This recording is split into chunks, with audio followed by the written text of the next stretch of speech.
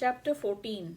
Sri Sadguru said, "The infallible and endless Supreme Being, who is the very embodiment of wisdom, expresses himself as per the desires of the different bhaktas. In reality, the Purushottama, the Supreme Being, is formless. Yet, due to his love for the bhaktas, he assumes many forms.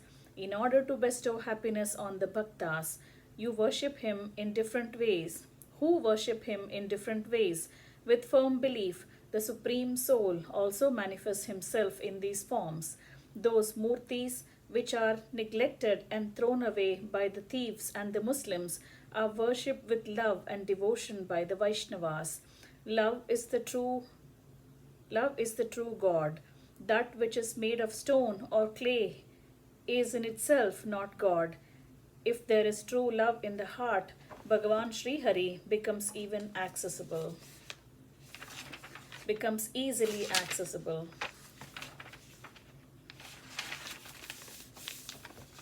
The sound is not destroyed just when the letters are destroyed. In the same way, God is indestructible even when the Murti is destroyed.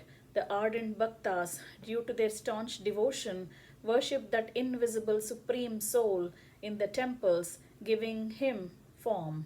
There was a yogi named Ramadasa who was a brahmachari. He was a man of wisdom and had a withdrawn attitude as the jewel adorning him. He was very firm, a partial incarnation of Sri Hanuman. He was a noted devotee of Sri Rama. Even when he was very young, he renounced the family and did severe penance in the forest. Due to his staunch devotion, he could see Sri Rama in real form face to face. That exalted personality was wandering on this earth, deeply immersed in divine bliss. He added lustre to Rama Bhakti on this earth, always singing the divine names of Sri Rama as Sri Rama Jaya Rama, Jaya Jaya Rama. All the people approached the Mahatma, Sri Ramadasa, who was an expert in all arts and highly capable, and attained divine happiness. King Shivaji also got lasting victory everywhere due to the merciful blessings of Yogi Ramadasa.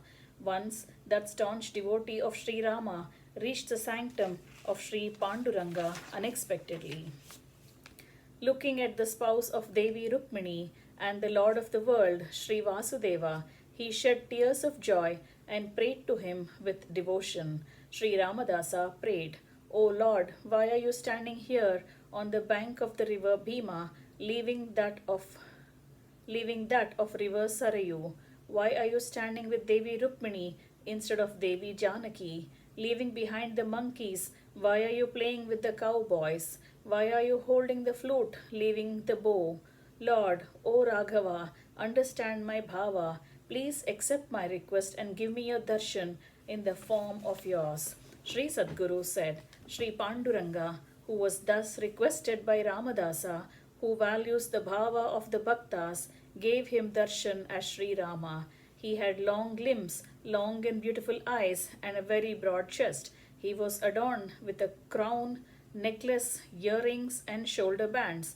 He was anointed with fragrant red sandal paste. He was clad in gorgeous yellow silks. He was holding the Kodanda bow in his hand. Sri Ramadasa saw in front of him the Supreme Being, the one extolled by the Holy Scriptures, and whose name bestows happiness on the devotees. Omniscient, the Supreme Lord of all worlds, the one embraced with joy by Devi Janaki, and the one venerated by Lakshmana, the only worshipped Lord too, who is seated on the throne of pearls, and the one worshipped by Hanuman and other monkey devotees. Having seen thus the Lord, Sri Ramadasa fainted due to unsurpassed divine joy and fell at the holy feet of Sri Vittala, the Lord of the world. Then he held his folded hands high above his head, shouted his divine names, Rama Rama, and jumped about like a madman.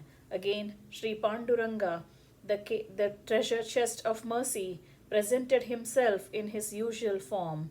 He embraced the bhakta who had become almost insane and insane with untold affection, and consoled him. Like this, the Lord of all the worlds comes into the fold of the bhaktas and carries on many leelas that provide great happiness to them.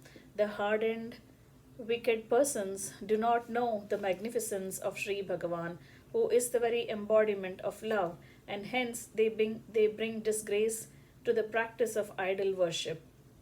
If we had unshakable faith, Sri Keshava will incarnate even in this Kali Yuga. Did he not emerge as Narahari out of the stony pillar once? One who reads with firm belief the life history of Sri Ramadasa, which has the capacity to eradicate all sins, will definitely see Sri Rama face to face. Thus ends chapter 14, entitled Ramadasa Charitam of Book 8 of Sri Vaishnava Samhita, composed by Shri Krishna Premi Swamigal.